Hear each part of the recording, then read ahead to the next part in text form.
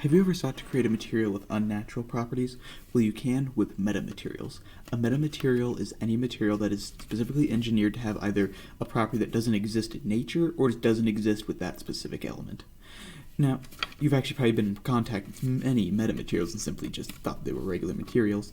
I must admit I don't have any formal education on the subject of metamaterials, but I have done plenty of research into metal metamaterials and their uses in mechanical engineering, so I feel I can give a brief speech on their uses and development. Now, in mechanical engineering, two of the most important qualities for metals are their strength and their lightness. A good example is fuel economy.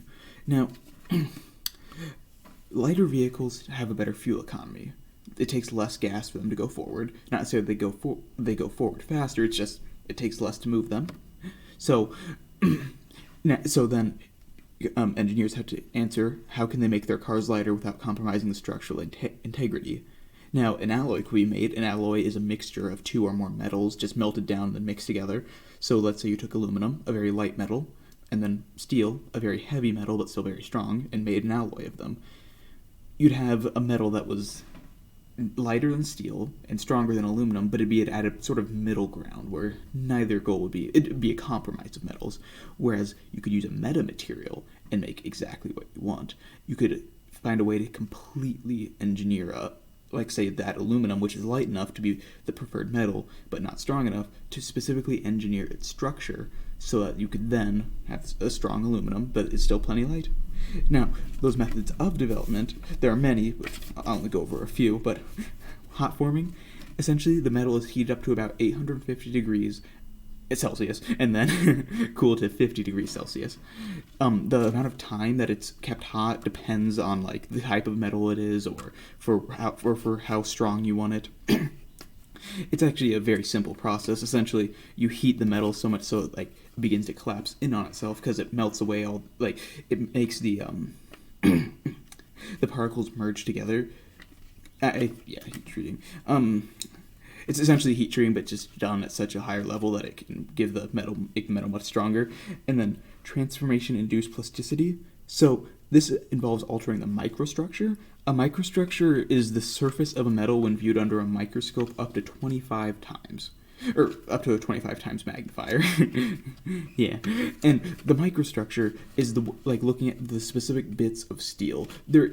While steel is its own substance, there are multiple kinds of steel, like ferrite, martensite, bainite. These are just all the individual particles. Even just a second of heat can change what they are, or a second of pressure can change. So what then they do is, through this process, abbreviated TRIP, they look at the microstructure and they find a pattern, and they can identify that that's a good, or either it's good or it's bad, and they can then use hot forming or pressure, which I'll discuss, to adjust it to a superior hold. Now, high-pressure torsion, this is kind of a bigger one. High-pressure torsion, it's essentially a machine which has two poles. One is stationary, the other stays here. It clamps onto, or not clamps, but it has a piece of material in the middle, and then it goes upward with a massive amount of pressure that depends once again on the metal. Now, of course, putting that much pressure on the middle, there will be a bit of fall off, and there won't be as much pressure applied to the outsides, which can mess with the microstructure and can result in some pretty inferior metal. So it's only really used for specifically discs up to 35 millimeters wide. Now, that's not really that's kind of a weird measurement, and it's not really useful in industry. It does have its uses, but what's more typically used is the ring method. It's the same machine, except it has a mold in it, so you can place a ring of material for a washer. That's used with a screw, and then it can be compacted to make a stronger one, or really any circular kind of part for a machine. And then then the pressure is applied, but because there is no center for it to be for the pressure to be placed on to then distribute, it's just all on the outside. It's accurate up to 100 millimeters wide.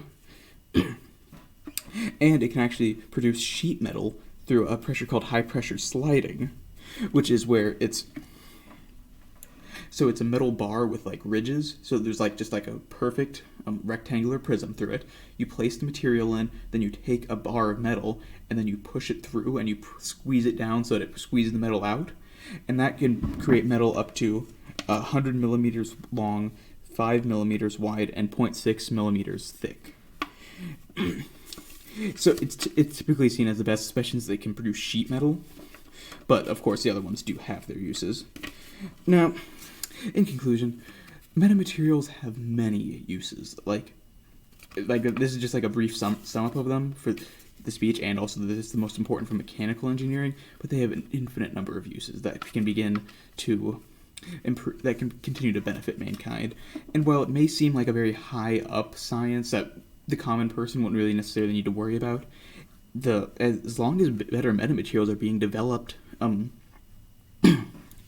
we'll get superior products, and which could possibly lead to lower costs. So it's got to be better. After all, would you rather have just a common material that it has flaws, or a material specifically engineered for what you need it to be?